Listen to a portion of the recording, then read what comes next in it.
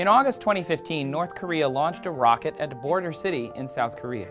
South Korea responded with a volley of artillery rounds. Although the two countries have been enemies since their split in 1945, it's rare for actual fighting to occur. Should this attack on South Korea spiral out of control into a fully fledged conflict, we wanted to know what would happen if North and South Korea went to war.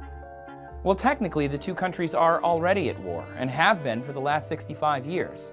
Although the 1950 Korean War saw fighting end with a truce in 1953, no peace treaty was ever signed. Over the last decades, the two sides have seen occasional clashes, usually instigated by North Korea. The long-lasting stalemate is the result of both countries being militarily powerful, but for very different reasons. In terms of armed forces, South Korea has one of the most powerful militaries in the world, with roughly 3.5 million available troops.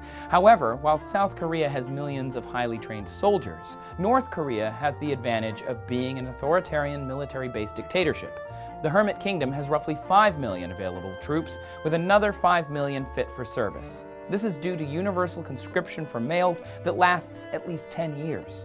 But troop amount has not been a leading factor since World War I, when the world stopped relying on wars of attrition and instead turned to air raids and military technology. Although North Korea has a massive military manufacturing sector, the vast majority of their equipment is outdated and unsophisticated. Meanwhile, South Korea is one of the most technologically advanced countries in the world and one of the leading arms manufacturers. Technologically, the two are incomparable. South Korea is also considerably wealthier than their northern neighbors. Their GDP is 50 times greater than that of North Korea's, and they spend roughly 4.5 times as much on defense alone.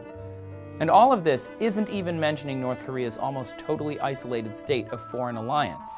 Meanwhile, South Korea enjoys the direct protection of the most powerful military force on Earth, the United States. They are also a UN member, with the current UN Secretary General Ban Ki-moon being of South Korean descent. But in the end, despite North Korea's clear shortcomings against the South, the biggest game changer is North Korea's potential to have developed nuclear weapons. Considering the region's instability, should an actual war break out, there is little preventing Kim Jong-un from releasing a 7-kiloton bomb and decimating parts of South Korea. While South Korea has access to the United States' nuclear arsenal and would likely strike back, the face of the Korean peninsula would be changed forever. In 2009, journalist Laura Ling was detained by North Korea. Several months of captivity could have made her lose hope, but instead, she found it through a very simple ritual. Watch this video to learn more about how she survived her ordeal. I thought to myself, Laura, think about something that happened today that you can actually feel grateful for, despite this horrible situation that you're in. And so I would say to myself, for example, I feel lucky I saw a butterfly outside my window, even though I can't breathe the fresh air. Thanks for watching us today on TestTube. Be sure to like and subscribe for new videos every day, and we will see you next time.